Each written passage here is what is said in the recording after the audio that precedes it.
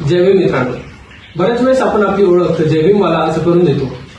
परंतु जय भीमवाला म्हणजे कोण हा जेव्हा मी विचार करायला जातो त्यावेळेस माझ्या असं लक्षात आलं की जय भीमवाल्याचा जन्म हा 2 वेळेस होत असतो. एकदा अर्थातच त्याच्या आईच्या पोटातून आणि दुसऱ्यांदा जेव्हा तो शिव फुले शाहू आंबेडकर यांच्या विचारांच्या सानिध्यामध्ये तो विचार करायला लागतो माणसांच्या मूलभूत हक्कांचा. आणि त्याची जात काही असो, त्याचा धर्म काही असो, तो माणसांच्या मूलभूत हक्कासाठी लढायला तयार होतो. प्रकरण सीएएचा असो, मराठा आरक्षणाचा असो, महिलांवरच्या अत्याचाराचा असो, आदिवासींचा प्रश्न असो, तो स्वतः तिथे निळा झेंडा आणि बाबासाहेबांचा फोटो घेऊन पोहोचतो. नागराज मंजुळे हे काही जन्माने जय भीमवाले नव्हते, परंतु बाबासाहेबांच्या विचाराच्या सानिध्यात ते आले आणि त्यांनी स्वतःच्या वडिलांसोबत वाद घातला. तो देखील बाबासाहेबांचा फोटो हा देवाऐवजी घरात लावण्यासाठी. आता नागराज मंजुळे कट्टर जय भीमवाले मला वाटतात.